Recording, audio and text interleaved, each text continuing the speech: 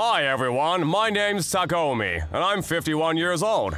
I'm an architect and I run my own designing office in Tokyo. I believe I'm very fortunate, because ever since it started back when I was 35, business was pretty good. We've received jobs from many individuals, as well as multiple large enterprises, hiring us to design houses and large commercial facilities, and we've often been successful in offering support in interior coordination and design. Needless to say, we cover a wide range of architectural design, and the public has been so kind as to recommend us as one of the best in the region. And I have a single daughter, Yui. My wife and her mother, Mai, disappeared into thin air quite a while back, leaving nothing in wake but a questionable amount of debt. My marriage to Mai was one that was arranged, and soon after tying the knot, she got pregnant with Yui. However, mere days after she bore her daughter, Mai would vanish from our lives, never to be seen or heard from again. She left behind two things: my dear daughter, Yui, and her ridiculously huge debt, which amounted to 9 million. Unbeknownst to me, Mai had made me her joint guarantor, which meant there was nothing I could do to shove the debt off my shoulders. Ever since Mai disappeared, I've managed to raise Yui as a single father, but I can't take the credit. Mom's been offering so much help, it's honestly shameful as a father. But she's grown to be a beautiful girl of good nature, so how can I complain? The debt's also being paid off completely, but everything can be good in life. Soon after she sent Yui off to college by my side, Mom passed on. After graduating college, Yui's been keeping her days busy as a librarian in a large local library. One night, soon after the 3rd anniversary of Mom's passing, I was praying to her in front of the family shrine at home when Yui sent me a text. Dad, I'm so sorry. I saw you send a message, but I just couldn't reply any sooner. Oh, I don't mind at all, dear. Geez, you sure are busy until late in the day, aren't you? How's work anyway? Every day is like a vortex, honestly. So hard. There's so many things to do, but at the end of the day, I feel like a zombie. Balancing a home life alone and a busy work schedule is a challenge, isn't it? Not really. I was living alone since college, so I'm more used to that. But holy moly, the work's making everything much more tiring. I don't think I'll ever get used to it. Never forget, every new job has to have some hardships at the beginning. It's just a truth set in stone. I can't tell you how hard it was when my business first got up and running, but also your health always comes first. Remember that, dear. And you, Dad. You have to take care of yourself, too. You aren't exactly as sprightly as you were once upon a time. I really have become an old hermit, haven't I? Making my own daughter worry about me. Disgraceful. Hey, Dad, I know this might not be the best time to tell you this, but I don't think I can get another chance. What is it? Since I'm all grown up now and I can take care of myself, I've been thinking about your future. More specifically about stuff like remarrying and after you retire. And I want you to know, whatever you want to do with your later half of your life, I'm all for it, okay? Is that so? To think you had that on your mind all this time, honey.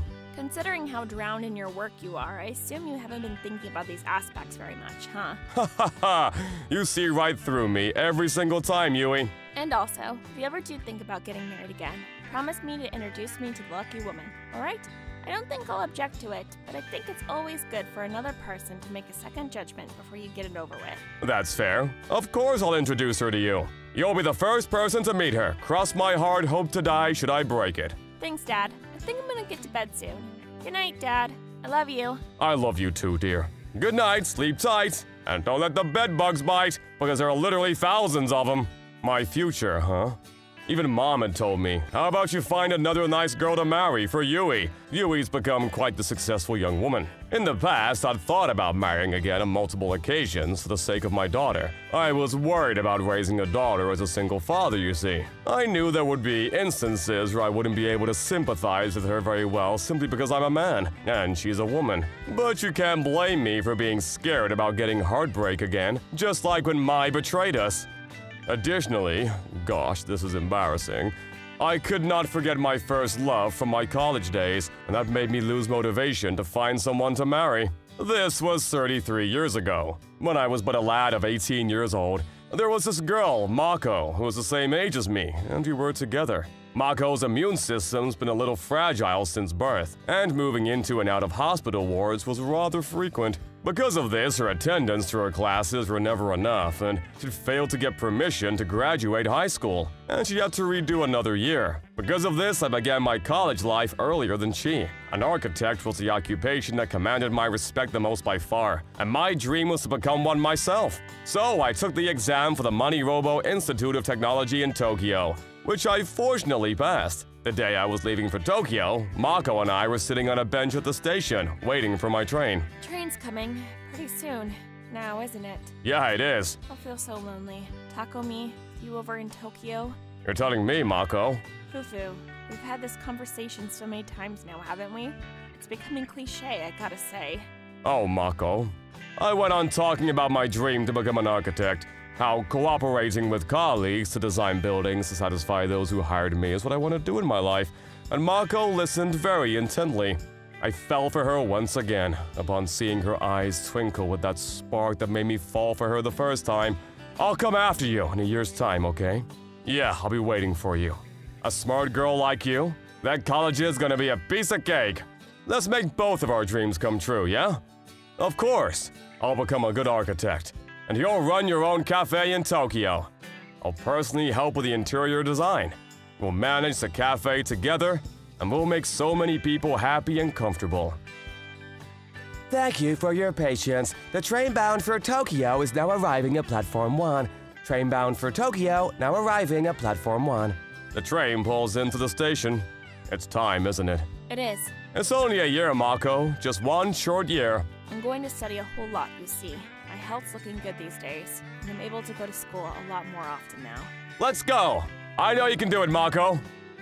I'll send you letters, okay? Yes, I'll be waiting for your letters, Takumi. Mako bore a somewhat ephemeral, vain expression. I was concerned about that look, but the rain just wouldn't be patient. I boarded the train as though someone was pulling me by the back of my head. Mako was waving her head all the while until the platform disappeared from my sight. The moment I arrived at my apartment in Tokyo, I wrote Mako a letter and mailed it that very day. I told her that there were only these dirt-cheap apartments that were notorious for their small size and instability. My own apartment looked more like a solitary confinement room. I also told her that I would start a part-time job, make some money, move to a better place, and wait for her. Just as I thought, Tokyo had a lot of fashionable cafes, and I told her how we could learn from these places for our own cafe in the future. A few days later, it should have been about time for her reply to arrive, but the letter never came. She did tell me she was going to study until her hands trembled and her head hurt, so she could be focusing on her work. But even after the welcome ceremony and even after classes officially started, I never got a single reply from Mako. I prayed to the sky that she hadn't lost interest in me because I'd moved away, and that our relationship had become long distance. My worry amounted to something unbearable, but I just couldn't give up. And I went on sending her letters. Whether she replied or not, I was going to go on doing this, and no one was going to stop me. Months went by and my letters started to return to me, bearing the seal Destination Unknown. During my summer vacation in my first year of college, I went back home for some time. With my heart full of worry, enough to make me feel sick to my stomach, I made for Mako's house. When I arrived, I was shocked to discover a slip of paper on the front door bearing empty. According to an old friend from high school, Mako and her family moved away mere days after I left for Tokyo. I also asked Mom, but it seems no one knew where they'd gone. Mako, without telling anyone, vanished from the town and was never seen again. Just poof, like a mythical being, just gone. Mako's remained within my memories ever since, and I can never forget her, not in all of eternity. For 33 long years, so much has happened in my life, but when it came to love, I've only ever felt that feeling while I was with Mako. Back to the present, on one particular day, a newly registered customer of ours was scheduled to arrive at our establishment. They'd hired us to design and construct the interior of a cafe scheduled to open within the city. The structure of the building itself was old, but it was still very sturdy, so there was cause for concern regarding the strength of the mainframe. After checking and double-checking the information, I made for the meeting room and went inside. Sorry to have kept you waiting. Wait. Thank you for your help. It's a pleasure to be working with you. I was suddenly able to achieve the re-encounter of a lifetime. Mako, it can't be. Is that you, Mako? Takumi, oh my gosh, it is you. I finally found you. 33 years since that day when I left for Tokyo on a train. So much time had passed. We'd aged all too well, the two of us. However, even when she appears a bit older, even when she has a more mature, serious atmosphere, it was Mako. Without a single smidge of doubt, my very own Mako. So you actually hired me? I did. I was so worried for so long. I know. I'll tell you everything. Are you free tonight? I'll manage some time. That evening, when I went inside the restaurant that Mako suggested, there she was, looking down at her phone. I did my absolute darndest to keep my racing heart at bay as I sat down next to her and ordered drinks for us both. And then Mako started to tell me everything, slowly and carefully. I moved to another city right after you left for Tokyo, Tokumi. Yeah, I know about that. I did go back once that summer, you see. To tell you the truth, I was told that local hospitals couldn't help me much anymore, and they recommend I go to a bigger, more specialized hospital in another city. So I transferred to a well-known hospital here in Tokyo. So you've been in Tokyo this whole time? Yes, that's right. But I decided not to meet you, Takumi, until my illness was completely cured. I thought I would be nothing but a burden to you if I met you when my health was pretty fragile. I became the silent, intent listener, hearing Mako's words, understanding them, and never once speaking, so as to keep the details in her mind fresh for her to tell me. All the while, I was trying so hard not to let the tears welling up overflow. Mako. So that would mean… Yep, my illness disappeared completely when I was 34. I'm totally fine now. I don't look like a pitiful, sickly girl anymore, do I? You don't, not by a long shot. Oh, I'm so happy for you. But look at us. We've become pretty old now, haven't we? It's been 33 years after all. Can't be helped of all that time. But Mako, the fact that I found you again after so long, I'm so happy. Oh, Takumi.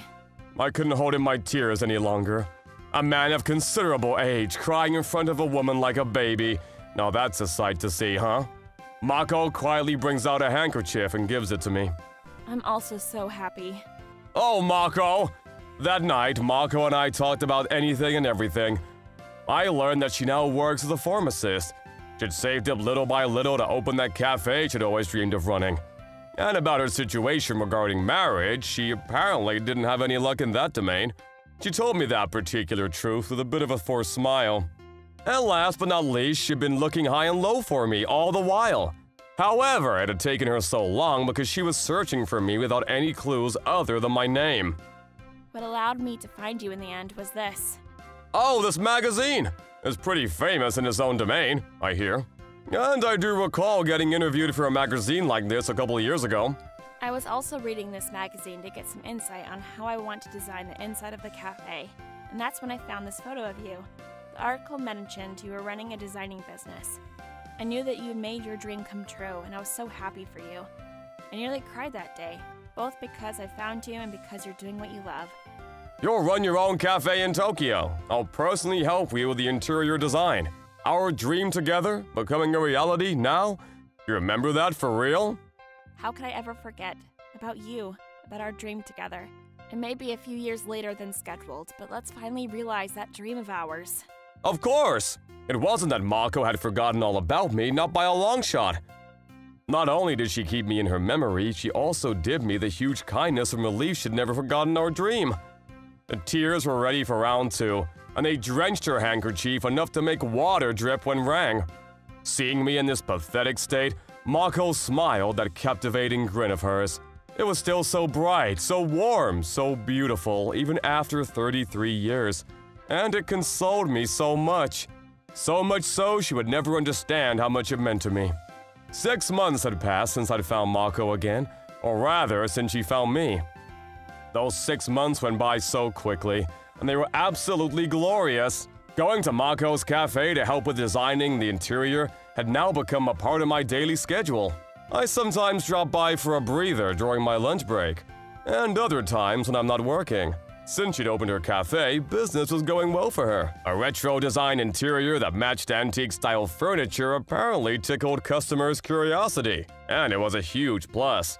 Even on social media, her cafe's been buzzing with positive reviews, most of which was something like, a place with a retro atmosphere of the 60s and 70s. Even my coworkers love it. On this day, I'd made up my mind about something important. Mako, this next holiday, My daughter Yui's coming over to visit.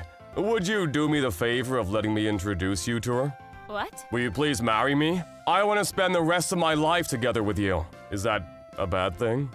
Could you please give me a little bit more time? It's not that it's a bad thing, it's just that I need more time to form a good response. I see, I understand. It's totally okay, I'll wait. I'll wait forever and always. Thank you, Takomi. I genuinely thought we'd use the time we spent together these past 6 months to flourish the love we had for each other since the beginning. I was absolutely certain she'd be so happy to get a proposal of marriage from me, but lest we forget, it would be my second marriage and her first. There was also the fact that I had a daughter. I suppose she had every reason to feel a bit surprised and perhaps ill at ease. One night, I sent a message to Yui. Hey dear, do you have some time right now? What's up, Dad? What a nice surprise to get a text from you. Listen, you remember we talked a bit about me getting married again? Well, it's about that. Don't tell me you found someone that's promising. I did. I was thinking that maybe I could introduce you to her the next time you stop by for a visit. But apparently, she can't make it work on that particular day, to my disappointment. It'll have to be next time, it seems. Is that so? That's too bad. I'd love to meet the person who swept my own dad off his feet. And this woman, what's her name? Her name's Mako, actually. She's the same Mako I was with when I was still a high school student, more than 30 years ago. I think destiny allowed us to find each other again. What? Did she actually tell you her name was Mako? What's wrong, Yui? Do you know her? I'll tell you more details when I see you this weekend. But Dad, tell me, did this woman actually say her name was Mako? Yui? Dad, I'll need you to focus and listen carefully to what I have to say when I visit you soon. I hope you'll do that for me. Of course, I'll be waiting. The next holiday, Yui arrived at my place on time. She brought along a booklet that looked like a diary. And as she sat down, she opened it and said, This is Grandma's diary. Mom's diary? Where did you get that, dear? She gave it to me shortly before she passed on. You know I've simply loved reading books of all kinds ever since I was able to read, right? Yeah, I used to call you the world's youngest bookworm. You read every single book we had in the house. And by happenstance, I found this booklet when I was in high school. And I confess, I read it all in secret.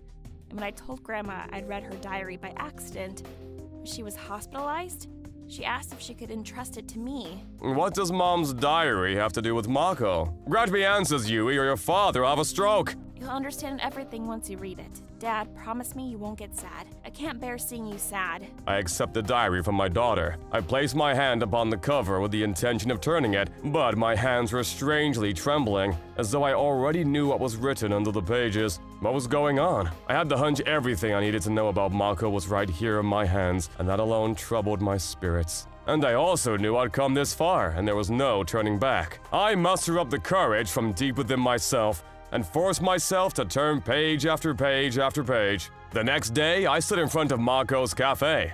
As I peered in through the window, I saw Mako preparing everything to open for the day. I opened the door and slowly trudged inside the building. I'm sorry, we're still preparing for business. Oh, wait, Takomi. Hey. What's wrong? Did something happen? All those days I've spent with Mako those past 6 months, in my heart, nothing could replace them. I was yearning to drink the coffee that Mako had poured once again, with a smile on my face, just as how I'd done so many times already. What I was about to say to her was pretty much the equivalent of opening Pandora's box, potentially unleashing chaos and confusion into the precious jewel we had created together.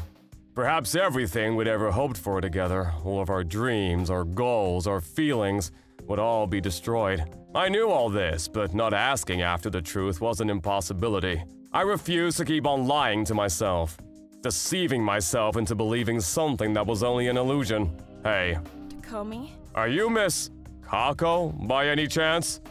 Her hands, which were busy preparing various things to open for the day, suddenly stopped moving completely. She slowly turns around to look at me. Where did you get that name? I discovered it in my mother's diary. I see. So you know the truth. I do. I went on asking her what the contents of Mom's diary meant. She, Miss Kako, confirmed every single detail and never claimed anything was wrong.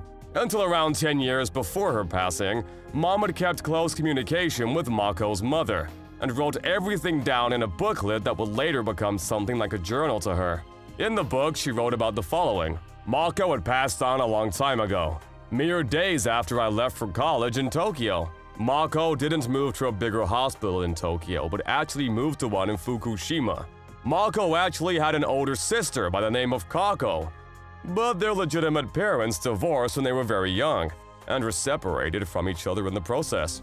However, Mako's condition eventually worsened and she wanted to spend her last few weeks with her whole family. That's why she moved to Fukushima, where her older sister and her legitimate mother had moved. I can confirm she never did want to talk about her father very much. Mako and I have been living separately for quite a long time, but we were very close regardless. We were in constant communication. We will always talk about our lives and what we hope to achieve in the future. But as you know, Mako's health was never really one that could be considered strong. I'm certain she'd known her last days were upon her. That's why she wanted to spend them with her family so badly. I believe Mako told me so much from her hospital bed until the minute she died. About you, about the dream you two had together, about everything. In Mom's diary, she'd written that once Mako passed away, her family asked ours to keep her death a secret from me. That particular wish came from Mako herself. She forbade the person she loved to grieve her death. You must understand, she was so much in love with you that any thought of you being in anguish destroyed her. She wanted to quietly part ways with you for your sake and for hers. That's why she waited until you left for Tokyo before she left for Fukushima with Dad. Only 3 months later did she finally breathe her last. I was there when it happened. It was like a powerful candle flame had simply blown out in the breeze. She looked so peaceful.